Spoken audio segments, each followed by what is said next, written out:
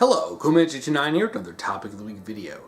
Now for this video, I'm going to be doing something a little bit different than normal. I'll be doing a part 1 and part 2 to a topic. Now, this is actually two topics that are both talking about the same thing. But one that I got, which is what I'll be talking about today, is pretty simple. The next one is far more elaborate. So I'm going to be doing that one for the next topic video.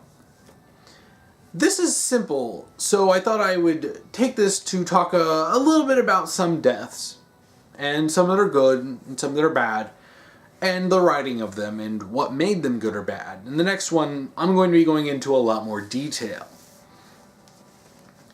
So for this one, this topic video was submitted by Tumblr Anon, and their topic is: you've mentioned that death is an overused plot device in stories. What shows/movies do you think handled deaths poorly, and are there some that handled them well? Most times, at least in my experience, death is handled pretty poorly. There's some good examples, and there are some bad examples. Far more bad than good, if you ask me, because too many writers use death as either a means to shock the audience or to shake things up. And sometimes it feels like there's no real thought put into the death. It's just, okay, well, we'll just kill him off. You know, no big deal, right? Big deal. Big problemo. So, there are a couple of good deaths I want to talk about. And one of them is actually something that I'm pretty sure I've talked about this before. It's Joe Brody from the 2014 Godzilla movie. This is kind of simple, and it's probably not one that a lot of people really think about. But Joe Brody was the father of Ford in the Godzilla movie. He was played by Bryan Cranston, who did a great job. But it's so weird that when I was watching the movie, the first time I watched it wasn't on repeat watches. The first time I saw it, I was okay with his death. And I thought about that, I'm like, why do I feel just not peaceful, but I'm okay with it? And I was thinking about it, and when you really look at his character, he had a character arc. And once he got to the end of his arc, he had gotten closure on the events that caused the death of his wife. He managed to reconnect to his estranged son, even if he didn't really get to, meet, the family and, connect with Ford's family. And I feel like he even got to have a moment with his son as he was dying. Functionally, in terms of the narrative, Joe would have been kind of repetitive. Especially when you already have other characters like Serizawa, who's, far more knowledgeable about, the Mutos and, all the kaiju and stuff. And it's so weird because it's not something that I would say, oh my gosh, this is amazing, this is a very well-written death. It's just something that I thought was handled nicely.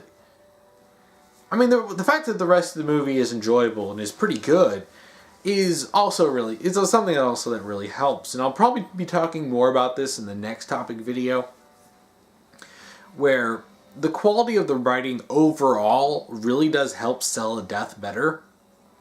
Because when the story is good and then a character dies, now normally if the writing is good, then the death is handled better. But even if you're not even if you don't really like the death as much, it's much easier to swallow when the rest of the story is good. Because that's something a problem that a lot of series do run into, in that they kill off characters, and then the writing around it isn't really good. Now, this might come as a bit of a surprise to people when I say this, but there's a death that I'll have to give credit for in Attack on Titan. Now, I know what some people are thinking. Wait, you're going to praise Attack on Titan for something? Yes, I absolutely am. I know it may seem a little odd to me, considering how critical I've been of Attack on Titan for years. I dropped that manga a long time ago. It's absolute worthless garbage. It had some good parts in the beginning, but turned into a pretty big crap show. But there is one death. Pretty much all the deaths in the series are terrible. Terrible writing, awful deaths, stupid, unnecessary. But there's one that I'll actually have to give some praise for. That's Marco's death. And it's weird when you think about it, is that something that Isayama constantly tried to do is to sell the danger of the Titans. And you'll have characters talk about how stupid stuff like, it takes 30 people to take down a single Titan, when we've seen the Survey Corps. And a lot of their members can individually take down dozens. Levi, even Hanji, Mike, Nanaba, all those people who can do a whole lot more than, 30 to 1.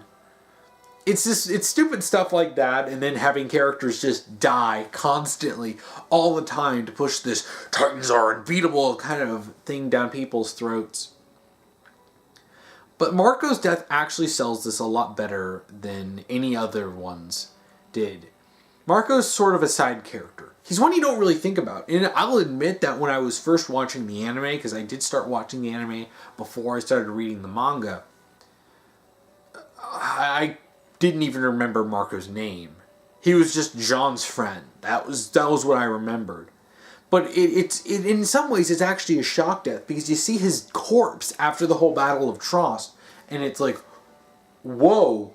It's that moment when Jean finds it, and it's the disbelief, Marco.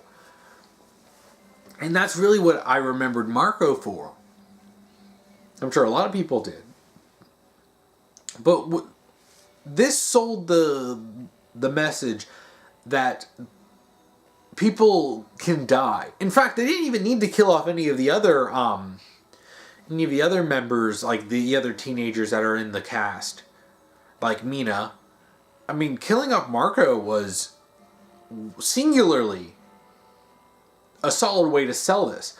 Franz's death is also something that sells it, particularly with the girl that, he had a thing with, by his corpse, not really believing it.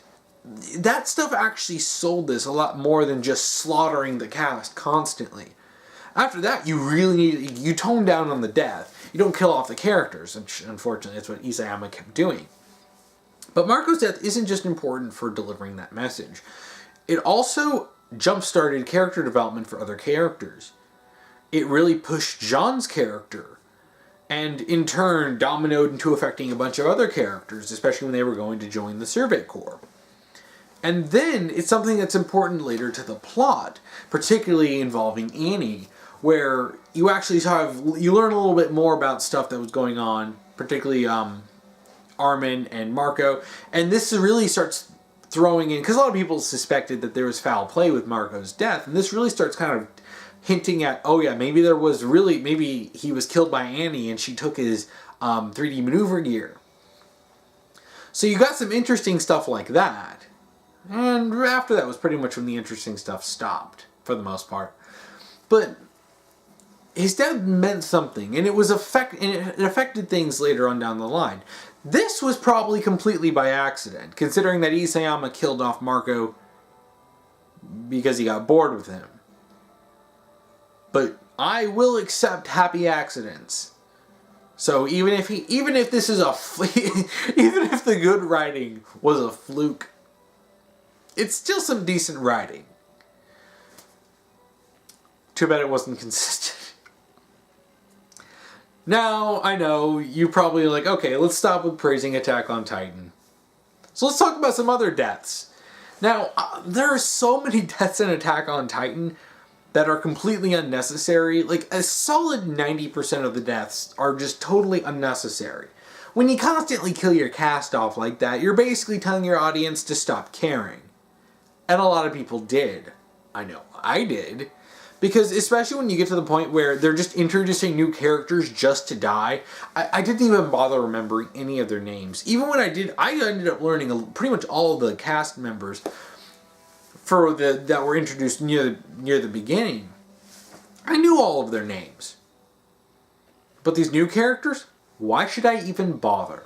They're not even around long enough to really create any kind of impression, because all they're going to get is eaten or their heads blown off, and that's it. That's all it is. And the fact that that's the impression that you're giving people, that says a lot, because you're basically just telling your audience, okay, you see these guys, everyone except maybe a handful of characters are all basically just cannon fodder, and I'm just going to keep introducing more cannon fodder to replace the cannon fodder that I just killed. And it's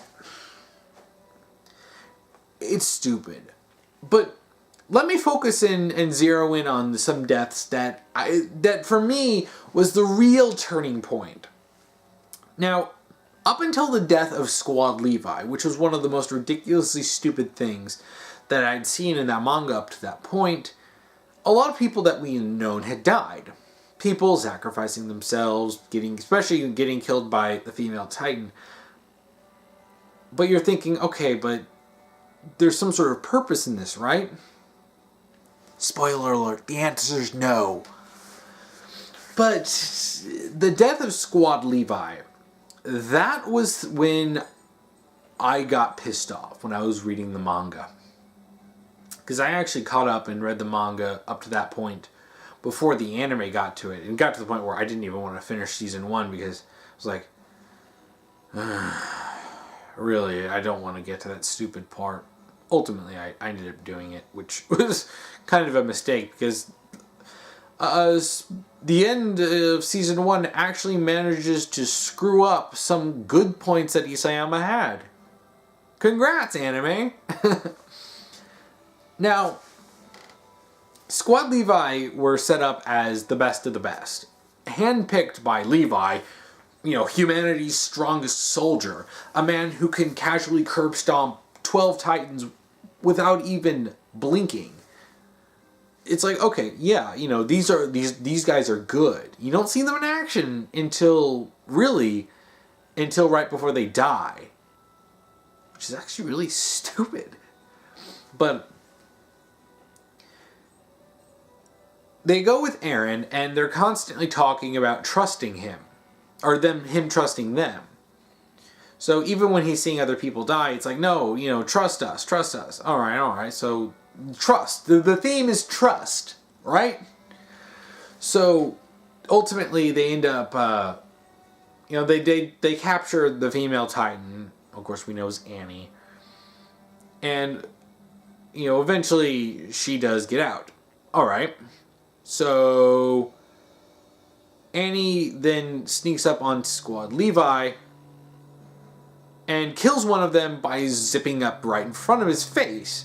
And that was stupid because it's like, okay, she kills him and he's like, hey, what are you doing? You've got your blades out. What am I? Oh. That's basically what it felt like when I was reading. I'm like, you serious? But the rest of Squad Levi, they fight off the female Titan amazingly well. It was a moment of, oh, wow, okay, yeah, they're fighting back. This is why they're the best of the best. Boom, all dead. What? They tell Eren to go. Trust us. Yeah, you just screwed over your message of trust, Isayama, because then they all die. Because he trusted them. And then he ended up turning into a Titan anyway, making his trust in them completely pointless. He doesn't learn anything. And making all those deaths before, where they were trying to capture the female Titan that he didn't intervene in because he was told to trust them, all that is completely meaningless. Why? Because he wanted to fulfill his gore fetish again? And it's like, apparently she can focus her regenerative healing. Oh, I'm really glad that they just decided to throw this in without properly introducing this ability and then using that to have her suddenly just kill everyone. I don't even know why they didn't just have Eren turn into a Titan and fight her off. It's like, if they're so good, you would think they'd be able to team up with him. That actually would have been great to see. But that would have been good writing. If there's supposed to be trust, this is the moment to trust each other. To trust that Eren can hold his Titan form together. And to trust that they can also help. Now, there's a lot of stupid deaths in Attack on Titan, but the death of Squad Levi, that was the tipping point for me. That was the moment when I was like, this is completely unnecessary. It was totally stupid, and it had absolutely no reason to happen other than to just kill off characters, because Isayama just can't not just stop killing off his own characters. Okay, so there's this show. I'm trying to remember the show that I watched, because there was a stupid death in it that ever since I watched it, I was always like, this is my top 5 worst written deaths ever. I think the show was Alphas? Don't quote me on that, but it might be. It's been a while, so I don't remember everything, but I remember this death thing vividly, because I was just like, it was seared into my mind from how stupid it was. So the setup for this is that there was this girl, this woman, and I believe she was the daughter of one of the main characters, and I'm pretty sure she was dating this one guy, or she was sort of like had a thing with him, and she was working with the bad guys, but ultimately ends up turning on the bad guys to help out the good guys. Alright, fine, standard fare. So there was this bomb in the back of an ambulance. It was some sort of like truck. I think it was an ambulance. And she was in it, and she realizes it's about to go off. So she turns to them, and the guy's running towards her, and she's just like, go, no, go. And he's like, just keeps running towards her, and then it explodes. And he's like 5-10 feet away, maybe. And he gets thrown back, like, oh, dramatic. And then he gets up, and of course she's dead, because she was standing right next to it. And then he's perfectly fine. Like, if the explosion was that big, it should have at least injured him. But when I was watching it, one of the things that stuck out to me was she had plenty of time to get out. And especially if he was safe from that distance, she could have at least, in the maybe second or two that she had to get away, she could have run, jumped out of it, maybe tried to close the doors behind her, and then yelled, go, go, it's about to blow. And then it would have blown, and she'd be like, dramatic jump. But no, she stood there. She was like, go, go, go, I'm going to stand right here, so go. And it went on longer than it really should have, and it was contrived. Like, why did she have to die? I mean, outside of drama and the bad guys, will kill anyone kind of a thing, it was just stupid. I mean, if it blew up on her before she realized what was going to happen, okay, that would have been one thing. It wouldn't have been nearly as contrived, but it was just so stupid. And the guy who was running up, who was practically right next to the bomb anyway, he gets up perfectly fine. It was just, you can tell there wasn't a whole lot of thought put into that. And that's a little minor one that I wanted to talk about, just because, gosh, it was stupid. Another bad death I want to talk about is the death of Kamina in Tengen Toppa Gurren Lagann. Now, I talked a bit about this in my video talking about Tengen Toppa Gurren Lagann.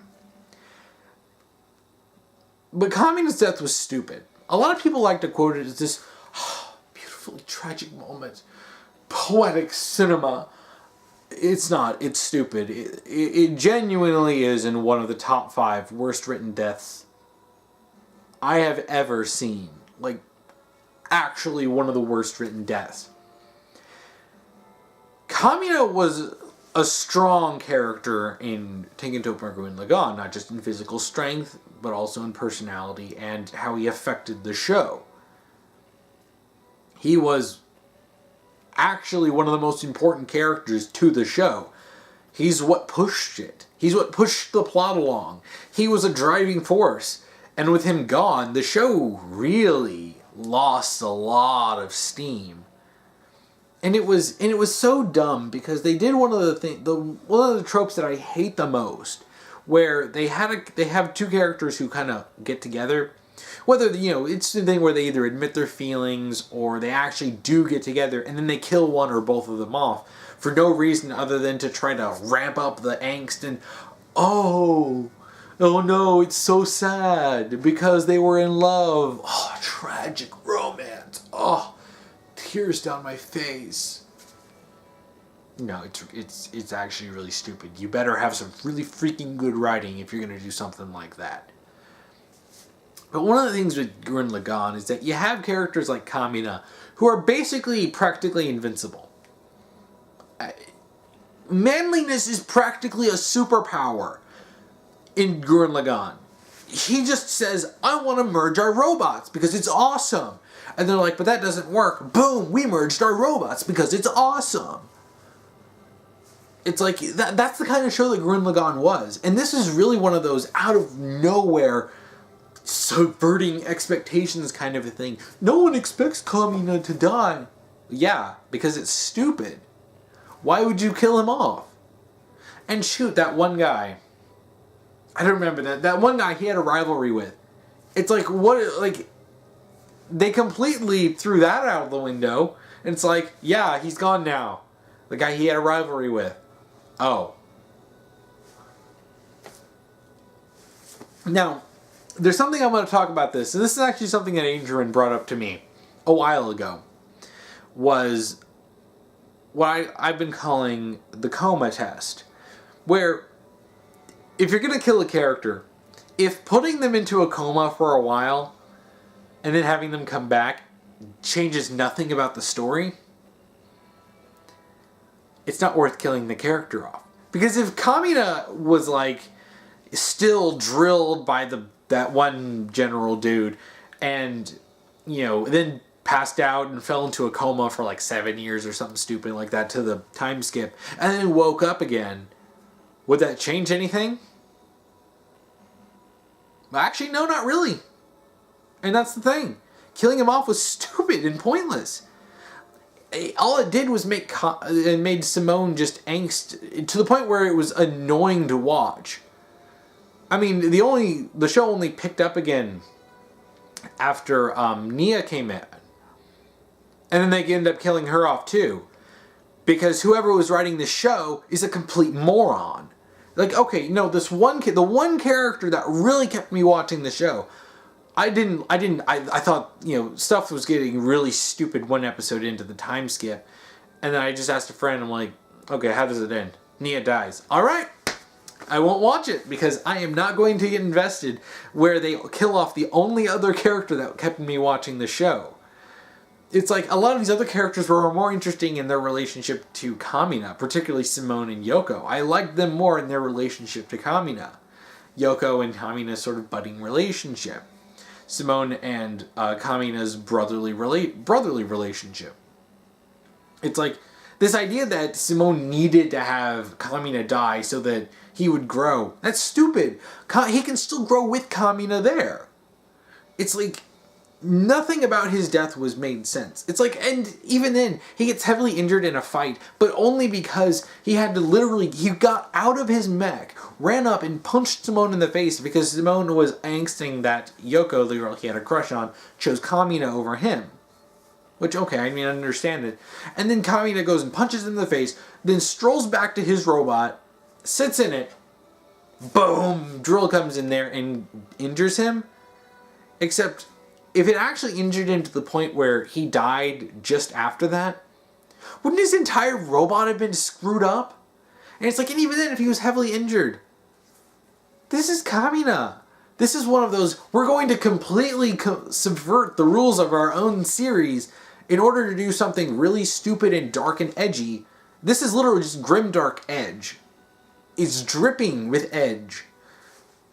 In a show that, for the most part, was a lighthearted action comedy. Yeah, it had some serious moments here and there. Particularly when they introduced those two kids who were going to essentially be sacrificed for the greater good of their, their tribe. And that one guy literally invented a religion to justify, sending people out so that they can keep a sustainable population. It's like, okay, yeah, you have some serious stuff, but overall the show is lighthearted goofiness. And then some people think that this is like great. It's not good writing. It's outright inconsistent with what the show is. It's not good. It's not good at all. And it frustrates me because Tangatopper and Gurren Lagann was actually really fun and really great until that happened. And it's basically like they were like, okay, we really don't care about the quality of our writing. We're just gonna do whatever. Now, okay, I want to talk about one more death. This is another show and handled it really poorly. Person of Interest. A show I actually really liked for a while. Now, at the end of, if you ask me what I consider the series finale, which is the endgame storyline, which is a three-parter, which it basically ties up most everything that's going on and ties up a lot of subplots. And then they started continuing with Stupid Story. After that, everything else is worthless. If you ever watch Person of Interest, watch up to the endgame three-parter, and then stop about a few minutes from the end, because that's when things get stupid. Because you have this character, Carter. I'm pretty sure her name was Carter. Yeah, it was. And she was a cop, and so she was sort of tracking down the main character, Reese, because he was the person of interest. And because he was connected to all these crimes. Now, she didn't know at first that he was helping people, and it was only because he was following, the machine pointing out that a crime is going to happen, and he was going to stop it. And since he was there, it's like, okay, why does this guy keep showing up at these crimes? Or in some cases, attempted crimes, or attempted murders and stuff. So eventually she does end up, learning, what was going on and becoming an ally to him. And in the endgame storyline, she does end up going AWOL and taking on the, the mafia and stuff. Alright, it was actually pretty awesome. And then, near the end, she and Reese randomly professed their love for each other. And I was watching, I'm like, what? They were like kind of friends, I guess. Allies, definitely. And then all of a sudden they're in love? And I was like, why would they do that? And then I realized it. Then I realized it. A couple minutes from the end, after pretty much everything's been wrapped up, and if they had just ended it right there, and okay, that stupid romance is dumb, but then, okay, at the very least, we had most everything wrapped up. Some guy comes out of nowhere and shoots Carter, and she dies in Reese's arms, and this apparently tragic romance is enough to send him AWOL. Why did they kill her off? Now, the actress did one off the show, but if they were going to continue the show, and her character was going to leave, just say she was done with everything, and that she was going off with her kid, and she was going to start or maybe she was just done with all the stuff that was going on, so that she's simply not in the show, or better yet, just ending the show where it should have ended. This really pisses me off. Again, it's the trope of, we'll introduce some romance. In this case, it was a really forced out of nowhere romance just to make the death more tragic. A death isn't more tragic just because they were in love with someone. I mean, yeah, it's sad, but it's like, yeah, it's still a person dying, and you're still killing off a character. And it actually makes it worse when you force a romance in just to kill them off to make it more emotional. Because you're breaking the plot just to make it more contrived. And that death was so stupid. It was out of nowhere. Some random guy comes up and pulls a gun and shoots her. It's like there's no real setup, and it just ends right there. The episode ends. I'm like, what?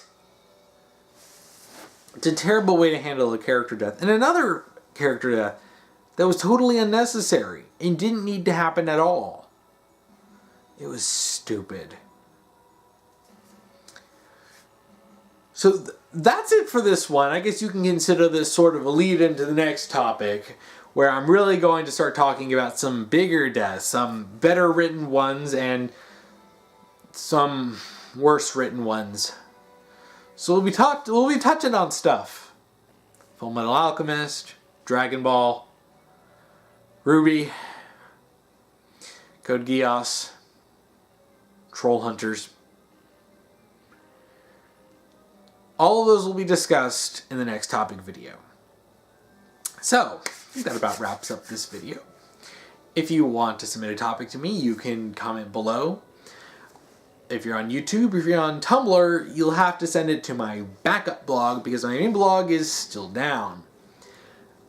Just make sure to follow the rules that I'll be putting on my About page on my YouTube channel. I can't link it back to my blog because my blog is down.